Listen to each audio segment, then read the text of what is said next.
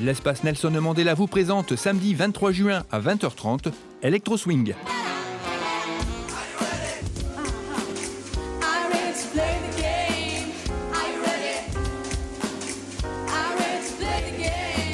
Avec le Gadjo Swing Gang, goûté à la chaleur des nuits parisiennes, londoniennes ou berlinoises. 6 jazzmen chevronnés et certainement 6 des artistes les plus audacieux du collectif L'Armstrong ont osé l'improbable, marier l'esthétique des années folles et la musique électronique d'aujourd'hui.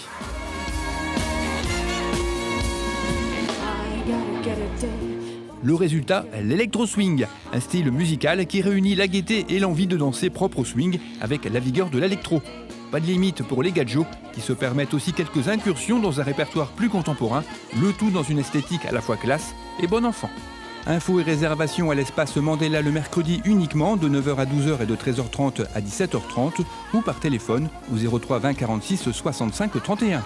Vous pouvez également acheter vos places en ligne en vous rendant sur le site internet de l'espace Nelson Mandela.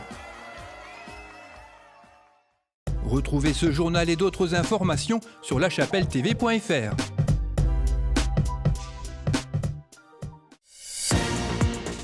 Bonjour et bienvenue dans l'édition du 15 juin de La Chapelle Info. Les musiciens de l'ensemble philharmonique ont tenu leur gala annuel sur le thème du cinéma. Saison très satisfaisante pour les volleyeurs qui ont tenu leur assemblée générale. Et pour finir, du football avec 20 équipes réunies pour le tournoi U10-U11 du FCCA.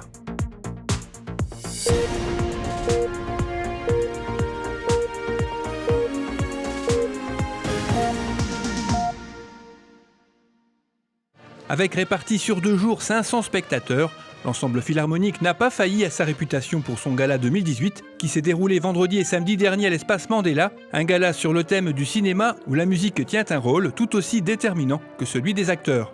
Après l'ouverture avec Eddie Mitchell et sa dernière séance, les spectateurs ont visionné une bande-annonce réalisée pour l'occasion à la manière d'un film mêlant effets spéciaux et humour, une vidéo qui totalise près de 5000 vues sur les réseaux sociaux. Le programme qui suivit a balayé un grand nombre de thèmes célèbres, du Masque de Zorro au Blues Brothers, en passant par Grease, James Bond et bien d'autres, avec pour certains morceaux des solos brillamment interprétés, sans oublier les interventions chantées par Céline et Vincent.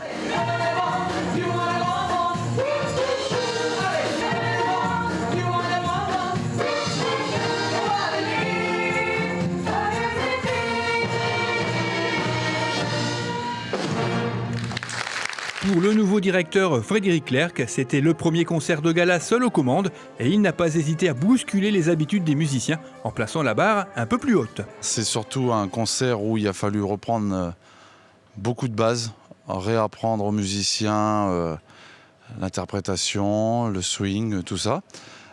Il a fallu beaucoup de travail. On m'a traité de mytho. Les musiciens m'ont dit que j'étais fou, qu'il y avait, comme dit Michel, beaucoup trop de notes sur les partitions. Et puis, force de persévérance, on a réussi. Et puis, ce soir, on a prouvé aux gens que, voilà, on est là et on est bien là. Et on va y être pour un bout de temps. Et puis, on s'est fait plaisir. Je pense que le public a apprécié aussi. Les musiciens sont enchantés. Donc maintenant, il faut refaire demain et puis après l'année prochaine et faire encore beaucoup d'autres choses différentes.